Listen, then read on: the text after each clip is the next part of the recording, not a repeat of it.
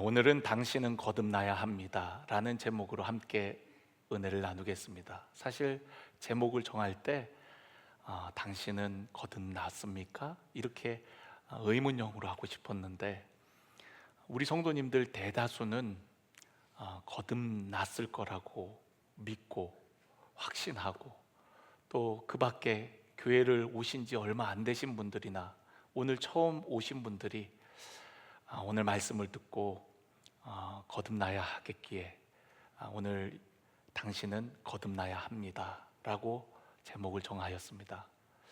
한번 여러분 자신에게 한번 질문해 보셨으면 좋겠어요. 나는 거듭났는가? 한번 따라해 볼까요? 나는 거듭났는가? 여러분 거듭났습니까? 오늘 말씀을 통하여서 우리 안에 구원의 확신과 또 기쁨이 가득하기를 원하고요, 또 아직까지 구원의 확신이 없는 분들에게는 오늘 말씀을 통하여서 거듭나는 놀라운 역사가 있게 되어지기를 간절히 축원합니다.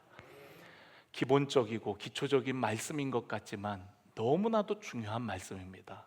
우리의 신앙이 정말 중요한 기본을 놓칠 때 우리의 신앙이 잘못되어지는 경우들이 많거든요.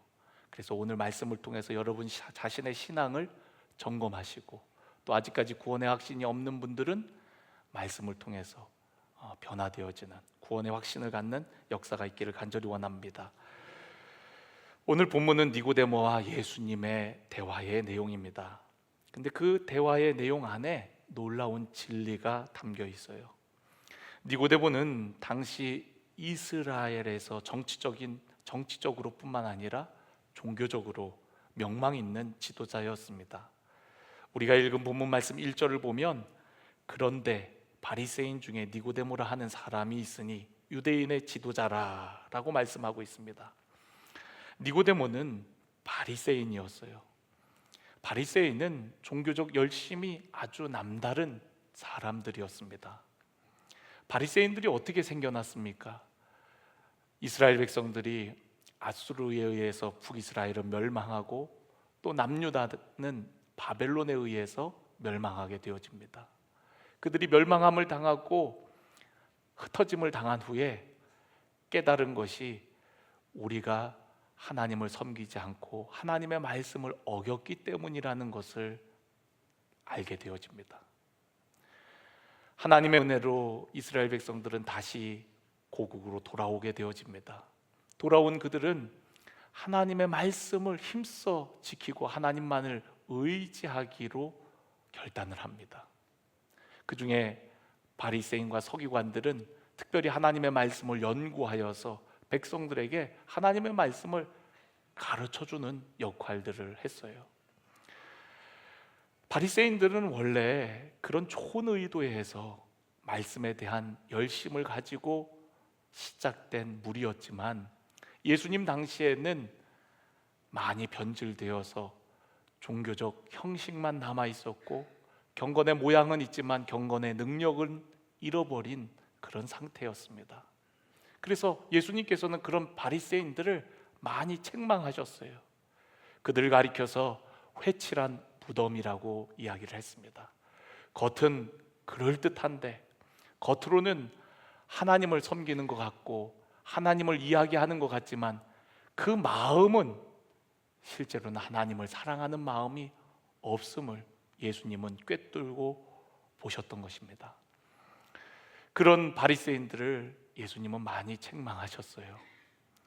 그런데 오늘 이 바리새인이면서 니고데모가 예수님께 찾아온 겁니다.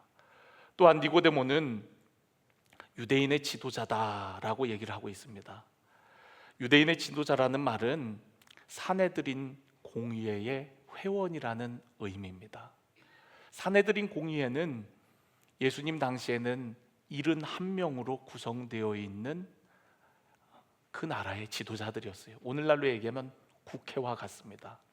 그런데 국회보다도 훨씬 강력했던 이유가 그들은 사법권과 행정권을 가지고 있는 집단이었어요.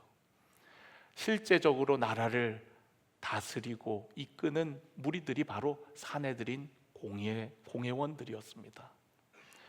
그러니까 니고데모는 종교적으로도 아주 열심히 남다른 사람일 뿐만 아니라 또 사회적 지위도 굉장히 높은 사람이었어요. 백성의 지도자였고 리더였고, 그리고 명예와 또 사회적 위치, 권력도 굉장한 사람이 바로 니고데모였습니다. 그런 니고데모가 무엇이 부족해서 예수님을 찾아왔을까요? 니고데모는 예수님에 대한 궁금함이 있었습니다. 2절을 한번 보시면은요, 그가 밤에 예수께 와서 이르되 랍비여, 우리가 당신은 하나님께로부터 오신 선생인 줄 아나이다. 하나님이 함께 하시지 아니하시면 당신이 행하시는 이 표적을 아무도 할 수 없음이니이다 라고 말씀하고 있습니다. 예수님에 대한 많은 소문을 들었습니다. 기적을 행하고 또 놀라운 일들을 행하는 예수님의 모습을 보고 들으면서 하나님께로부터 오신 분이 아니라면 이런 일을 할 수 있을까? 지금까지 수많은 선지자들이 왔었지만 이런 놀라운 일들을 행하는 분이 계셨나? 우리가 요한복음 3장 이전에는 어떤 사건들이 있습니까? 가나 혼인 잔치에 물이 변하여 포도주가 되는 그런 이적을 행하셨고요, 그리고 성전을 깨끗하게 하는 그런 사역을 보여주셨습니다. 지금까지 많은 선지자들이 있었지만 이렇게 성전을 뒤엎고 정결하게 했던 자가 있었던가? 물이 변하여 포도주가 되는 그런 사건이 있었던가? 또 들리는 소문에 의하면 안전뱅이가 일어나고 보지 못했던 자가 보게 된다는데, 이런 일을 행하는 자라면 하나님께로부터 오신 자가 아닐까? 아니, 하나님만이 하실 수 있는 일이 아닌가 하는 이런 의문이 들었던 거죠. 그래서 예수님께 와서 물어보고 싶었던 겁니다. 그런데 자신의 신분, 지위가 예수님을 찾아오기에는 너무나 부담스러웠습니다.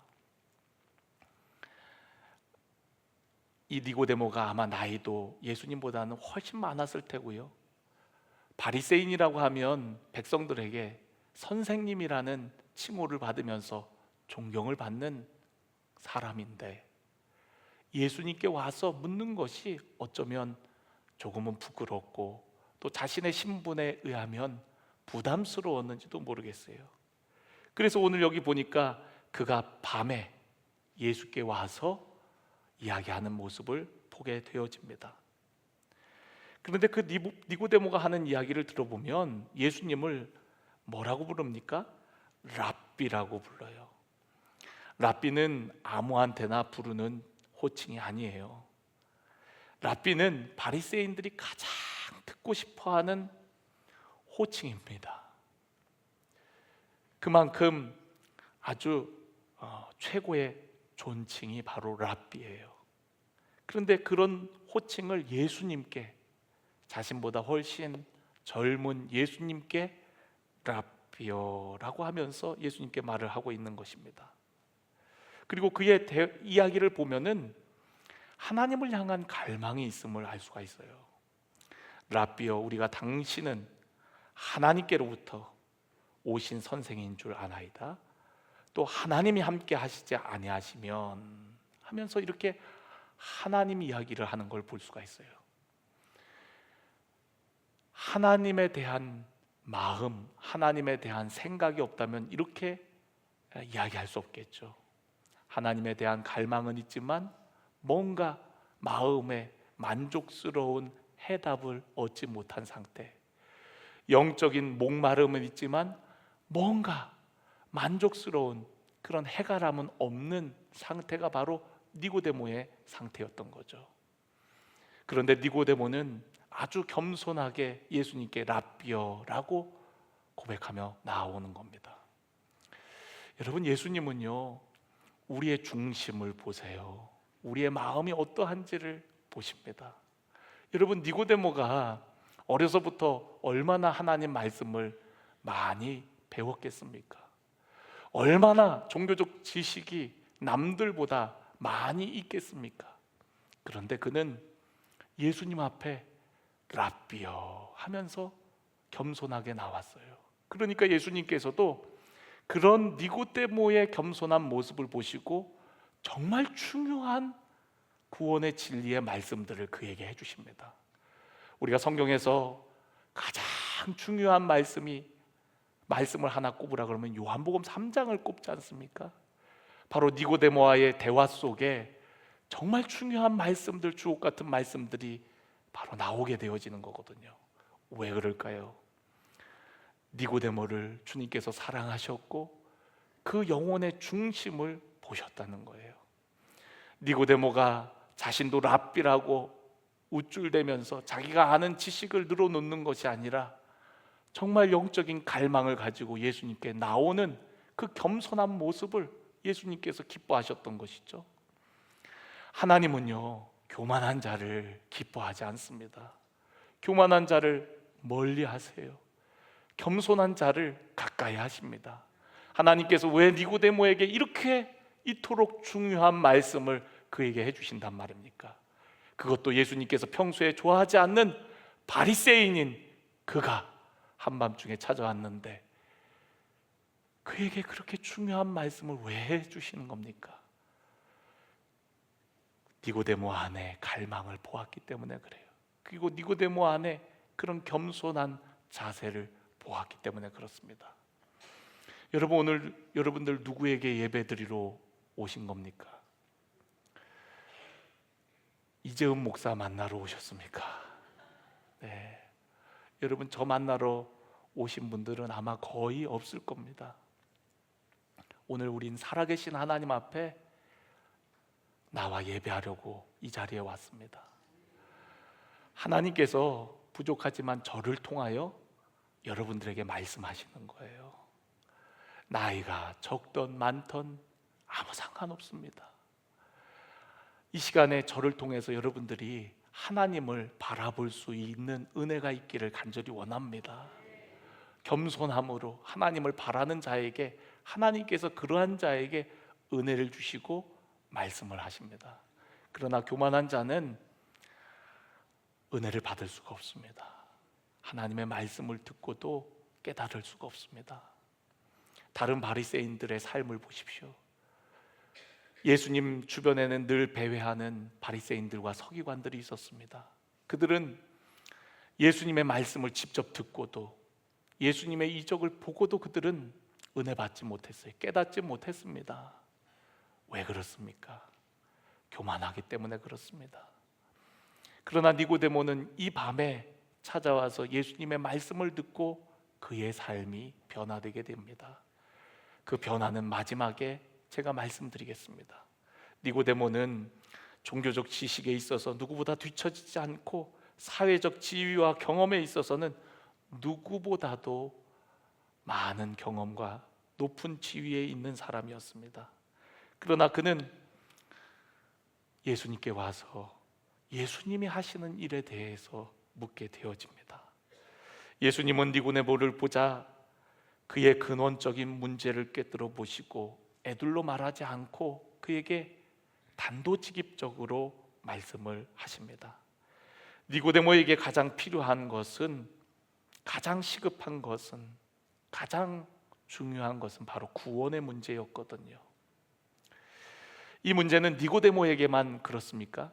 우리 모두에게 가장 시급한 문제가 바로 구원에 대한 문제입니다. 사람이 만일 온 천하를 얻고도 제 목숨을 잃으면 무엇이 유익하리요? 사람이 무엇을 주고 제 목숨과 바꾸겠느냐?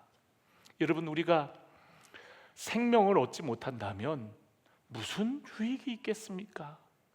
그의 높은 지위가 무슨 소용이 있겠으며 그가 가진 재물이 무슨 유익이 있겠습니까? 우리가 2주 전부터 영원한 것에 대해서 여러분들에게 계속 말씀을 전하고 있습니다. 우리가 영생이 없다면 이 땅의 삶은 강건하면 80이라고 성경은 이릅니다. 유한한 인생입니다. 연약한 인생입니다. 우리는 안개와 같습니다. 그것이 우리들의 인생입니다.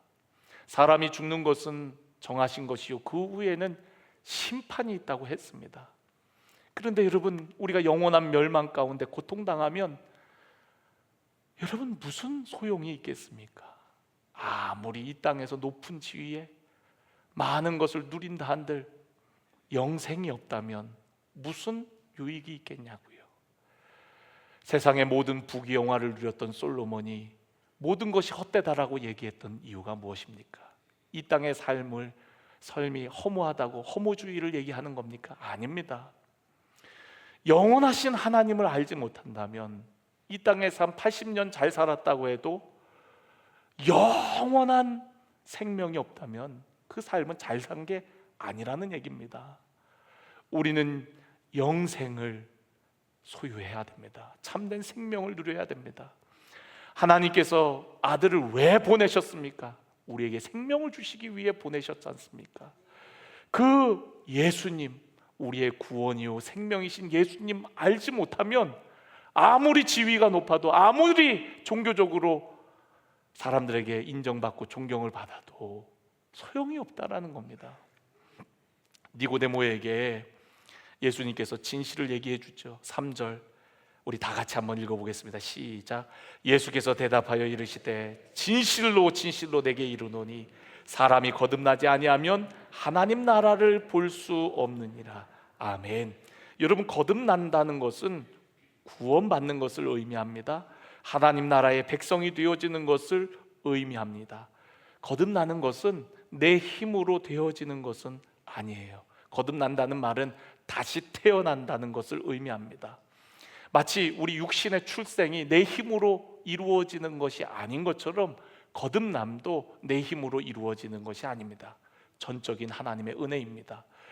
우리가 이 땅에 태어나는 것도 내가 태어나고 싶어서 태어난 것이 아니라 부모님이 사랑해서 사랑의 결실로 우리가 태어난 거예요. 내 뜻과는 아무런 상관이 없었습니다. 부모의 은혜로 우리가 이 땅에 태어난 것처럼 거듭남, 다시 태어나는 것도 역시 하나님의 전적인 은혜로 이루어지는 줄로 믿습니다. 그런데 니고데모는 이 거듭남이 뭔지를 몰랐어요. 그래서 사람이 늙으면 어떻게 다시 날 수 있습니까? 다시 어머니 뱃속으로 들어갑니까? 라고 얘기를 해요. 그런데 여러분, 이 거듭남이라는 것은 무엇이냐면 거듭남을 헬라어 원어로 아노덴이라고 하는데 이 아노덴이라는 뜻은 세 가지가 있습니다. 첫 번째는 위로부터, 두 번째는 처음부터, 세 번째는 다시라는 의미를 가지고 있습니다. 이 말을 우리가 종합해 보면 위로부터 다시 시작되어지는 것, 그것이 바로 거듭남이라는 거예요. 우리가 어머니 뱃속에서 태어나는 것은 아래 땅에서부터 태어나는 것이라면 우리가 예수님께서 말씀하시는 거듭남은 바로 하늘로부터 위로부터 태어나는 것을 의미합니다. 신앙은 이 땅에 사는 자가 하늘로부터 새로 태어나는 것을 의미합니다. 사도 바울은 이 거듭남에 대해서 이렇게 표현을 했어요. 그런즉 누구든지 그리스도 안에 있으면 새로운 피조물이라. 이전 것은 지나갔으니 보라 새 것이 되었도다. 여러분, 누구든지 그리스도 안에 있으면 뭐라고요? 새로운 피조물이라고요. 그리고 이전 것은 다 지나가고 보라 새 것이 되었다라고 얘기를 하는 겁니다. 그러니까 여러분, 우리는 위로부터 다시 태어난 것, 그것이 바로 거듭남이고 그것이 바로 새로운 피조물이라고 이야기를 하는 겁니다. 그래서 사도 바울은 그런 우리의 신분을 가리켜서 우리는 하늘의 시민권자라고 이야기를 합니다. 여러분, 쉽게 얘기해서 우리가 미국에 가갖고 아이를 낳으면 그 아이는 어디 시민권을 갖고 태어납니까? 미국 시민권을 갖고 태어납니다. 그런 것처럼 우리가 하늘로부터 다시 태어나게 될 때, 거듭나게 되어질 때에 우리의 신분은 하늘에 속한 자, 하나님의 백성, 하늘의 시민권자, 구원 얻은 자, 영생 얻은 자, 영원한 하나님 나라의 백성이 되어지는 거예요. 그래서 거듭나야 한다라고 얘기를 하는 겁니다. 예수님께서 그냥 말씀하시는 것이 아니라 진실로 내게 이르노니 사람이 거듭나지 아니하면 하나님 나라에 들어갈 수 없다, 구원받을 수 없다라는 말입니다. 오늘 저와 여러분이 거듭난 하나님의 백성인 줄로 믿습니다. 하늘에 속한 자인 줄로 믿습니다. 거듭남은 다시 시작하는 거예요. 위로부터 다시 모든 것을 시작하는 것을 의미합니다. 나이가 어떻든, 직업이 어떻든, 경력이 어떻든, 신앙은 우리가 거듭남을 경험할 때 처음부터 시작하는 겁니다. 우리가 보면은요, 악기나 운동을 배울 때 어설프게 배운 사람들이 참 가르치기가 어렵습니다. 근데 신앙생활도 그래요. 여기저기 다니다가 이것저것 들은 게 많은 사람들이 신앙생활 제대로 하기가 어렵습니다. 여러분, 신앙은요, 늘 겸손하게, 늘 처음처럼 날마다 우리는 새롭게 그리스도 안에서 그런 겸손함으로 하지 않으면 우리 신앙은 변질되게 돼 있어요. 주님 앞에 겸손함으로 나아가지 않으면 안다고 할 때 그때 넘어지는 겁니다. 잠언서에 가장 무서운 사람이 어떤 사람이라 그래요? 미련한 사람보다도 스스로 지혜 있다고 하는 자가 가장 무섭다 그랬습니다. 그러니까 여러분, 우리는 겸손하게 주님 앞에 나아가야 돼요. 니고데모가 잘한 게 그거거든요. 사회적 지위, 종교적 자기가 알고 있는 것들 내려놓고 주님 앞에 라비어 그러면서 나아갔던 것이, 예수님께서는 그를 긍휼히 여기시고 사랑하셔서 그에게 놀라운 진리의 말씀을 주시는 거 아니겠습니까? 그러면 어떻게 우리가 다시 시작할 수 있습니까? 어떻게 우리는 거듭난 백성으로 살아갈 수 있습니까? 우리 5절을 한번 같이 읽겠습니다. 시작. 예수께서 대답하시되 진실로 내게 이르노니 사람이 물과 성령으로 나지 아니하면 하나님의 나라에 들어갈 수 없느니라. 아멘. 여러분, 물과 성령으로 나지 아니하면, 예수님께서 두 가지를 말씀하셨습니다. 첫 번째는 물. 여러분, 우리가 물 하면 뭐가 떠오르십니까? 생명. 또 물 하면 우리가 정결케 되어지는 것. 이 물에 대한 여러 해석들이 있습니다. 그런데 우리 그냥 쉽게 생각했으면 좋겠어요. 물은 생명이고 또한 우리를 정결케 하는 것이다. 여러분, 생명은 누굽니까? 바로 예수 그리스도입니다. 우리가 어떻게 깨끗해집니까? 하나님의 말씀으로 깨끗해진다라고 얘기합니다. 요한복음 15장 3절에 보면 너희가 내가 일러준 말로 이미 깨끗하였으니, 뭘로 깨끗하였다고요? 내가 일러준 말로. 또한 시편 119편에 보면 청년이 무엇으로 깨끗게 하리요? 주의 말씀으로 말미암느니라. 우리 청년들 여기 보세요. 청년이 무엇으로 깨끗게 하리요? 주의 말씀으로 말미암느니라. 예, 주의 말씀으로 우리를 깨끗게 한다라고 얘기합니다. 맞습니다. 그러니까 여러분, 말씀이 곧 비유적으로 물로 표현을 한 겁니다. 말씀. 그걸 우리가 어떻게 더 정확히 할 수 있냐면 베드로전서 1장 20절의 말씀을 함께 읽어보았으면 좋겠습니다. 베드로전서 1장 23절 띄워주세요. 우리 함께 읽겠습니다. 너희가 거듭난 것은 썩어질 씨로 된 것이 아니요 썩지 아니할 씨로 된 것이니 살아있고 항상 있는 하나님의 말씀으로 되었느니라. 아멘. 여러분, 너희가 거듭난 것은 무엇으로 되었다고요? 하나님의 말씀으로 되었느니라 라고 얘기합니다. 그런데 여러분, 말씀은 곧 뭡니까? 하나님이라 그랬고, 요한복음 1장에 보면 태초에 말씀이 계시니라. 이 말씀이 하나님과 함께 계셨고 이 말씀은 곧 누구라고요? 하나님이시니라. 예수 그리스도를 의미합니다. 너희가 성경을 상고하거니와 이 성경은 곧 누구에 대한 것이라고요? 나에 대한 것이라고요. 예수님에 대한 것이라고요. 그러니까 여러분, 말씀은 곧 예수님과도 연결이 되어지는 거예요. 태초에 하나님이 천지를 무엇으로 창조하셨습니까?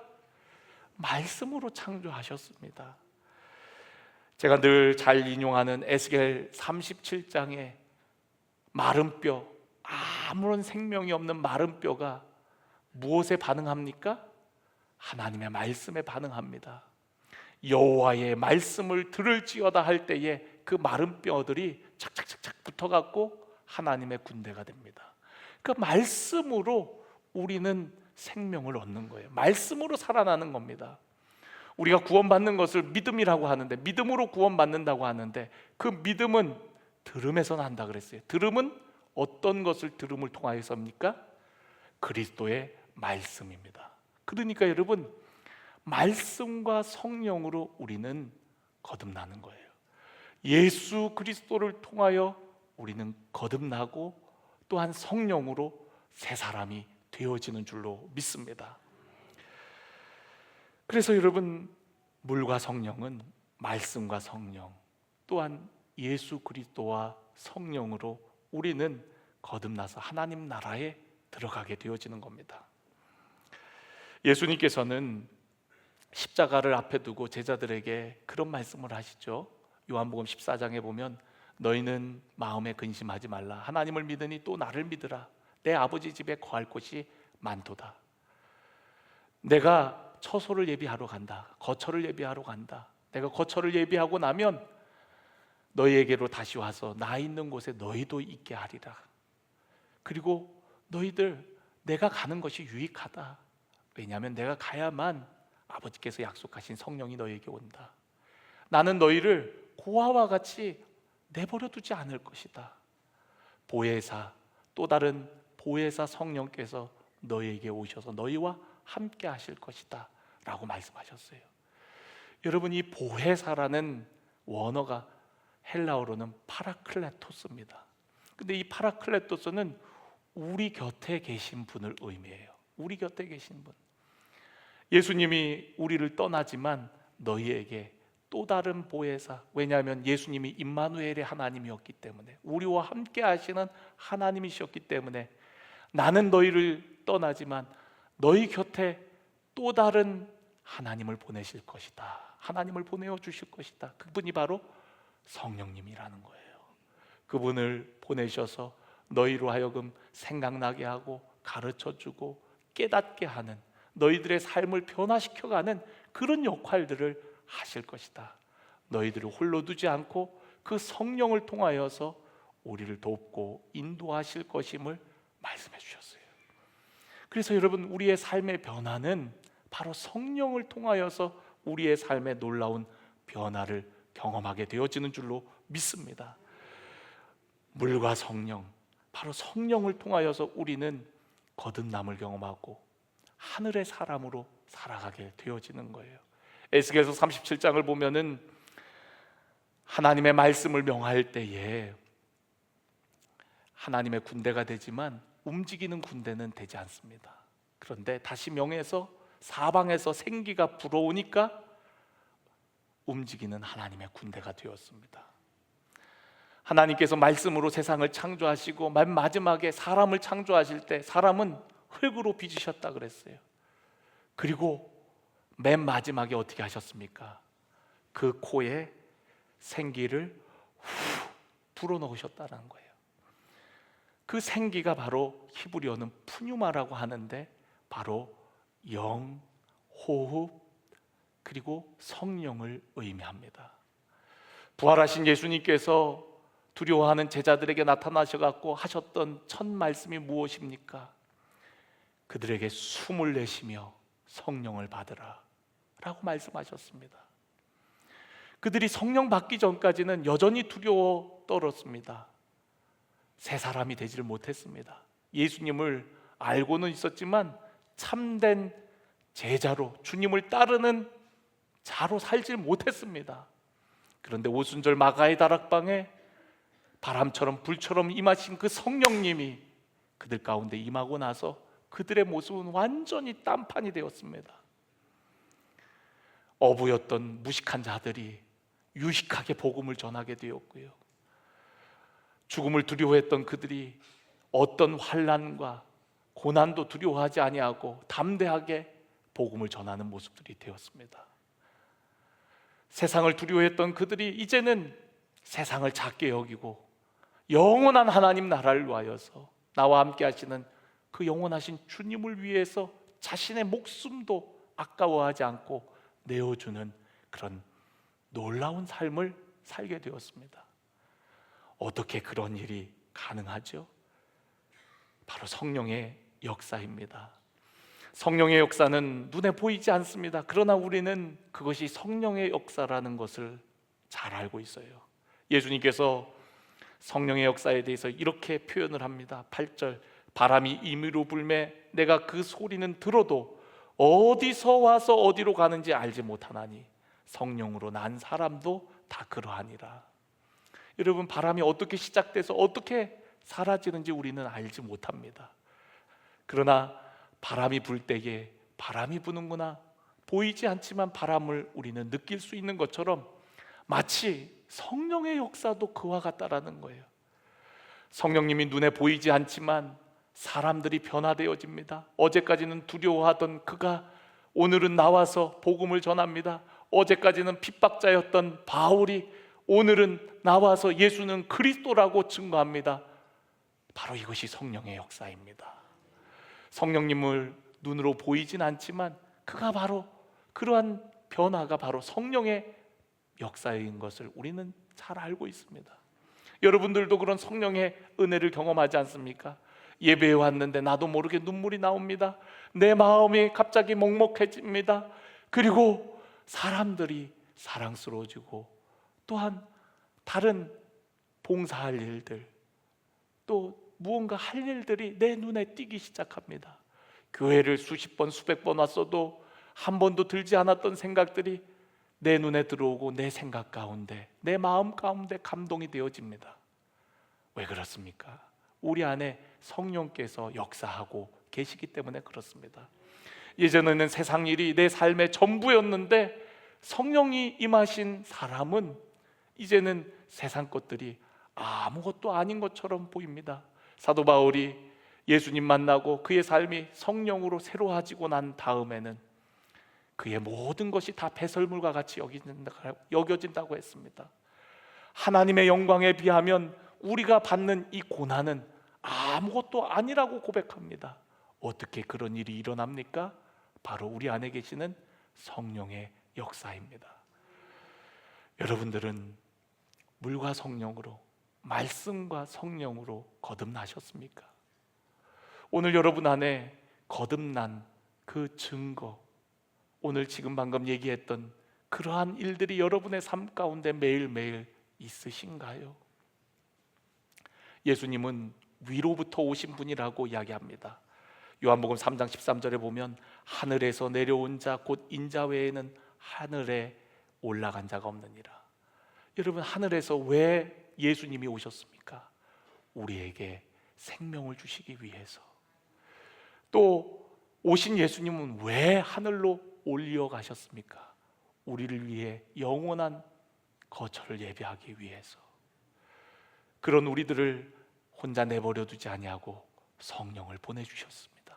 성령님은 우리로 하여금 생각나게 하고 가르쳐 주셔서 우리의 삶을 완전히 뒤바꾸어 주시는 분이십니다. 여러분, 니고데모는 예수님의 이 말씀을 듣고 어떻게 됐을까요? 우리가 성경에 니고데모가 총 3번 등장하는데 오늘 여기 요한복음 3장과 7장과 그리고 예수님 돌아가시고 장례를 치를 때 이렇게 니고데모가 등장을 합니다. 7장에 보면은 바리새인과 서기관들이 예수님을 너무너무 싫어합니다. 그래서 그를 잡아 죽일 계획을 세웁니다. 그때 예수님을 변호했던 사람이 바로 니고데모였습니다. 예수님을 변호하니까 다른 공회원들, 바리새인들이 뭐라고 니고데모에게 하냐면 너도 갈릴리 사람이냐? 너도 그를 따르는 사람이냐고 붙습니다. 여러분, 예수님을 변호한다는 것은 자신의 공회원직을 잃을 수도 있는 일입니다. 지금까지 쌓아온 부와 명예, 자리를 잃어버릴 수도 있는 상황이에요. 아니, 자신의 목숨도 위태로워질 수 있는 상황입니다. 그런데 예수님을 편을 들어요. 예수님 십자가에 처형당하고 제자들은 다 흩어졌습니다. 3년 동안 예수님을 졸졸졸졸 따라다녔던 제자들은 다 어디 갔는지 하나 보이지가 않습니다. 그런데 예수님의 시신을 당당히 달라고 해서 예수님을 장사 지냈던 사람이 바로 아리마대 사람 요셉과 니고데모였습니다. 예수님을 장사 지낸다는 것, 예수님의 시신을 달라는 것은 예수님의 제자를 의미합니다. 당시 분위기는 예수님의 제자라고 하면은 죽을 수도 있습니다. 예수님을 따른다는 것은 수많은 손해를 감수해야만 하는 상황이었습니다. 그러나 니고데모는 예수님의 말씀을 듣고 말씀과 성령으로 거듭나지 아니하면 하나님 나라를 들어갈 수 없다는 말씀을 듣고 그는 하늘로부터 거듭난 사람이기를 원했던 것입니다.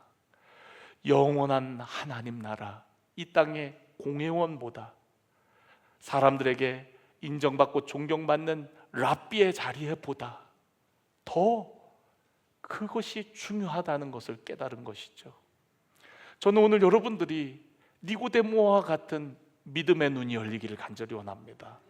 영원한 하나님 나라를 볼 수 있는 눈이 열려서 여러분, 이 땅의 부와 명예가 중요한 것이 아니라 우리가 하늘에 속한 자로, 영생을 얻은 자로, 구원받은 자로 하나님의 백성으로 살아가는 것이 훨씬 중요하다는 것, 하늘에 투자하는 것이 이 땅에 80년 위하여 사는 것보다 훨씬 중요함을 여러분들이 깨닫고, 저는 오늘 여러분들이 니고데모와 같이 정말 주님을 따르는 참 제자, 거듭난 하나님의 백성들이 다 되시기를 주의 이름으로 간절히 축원합니다.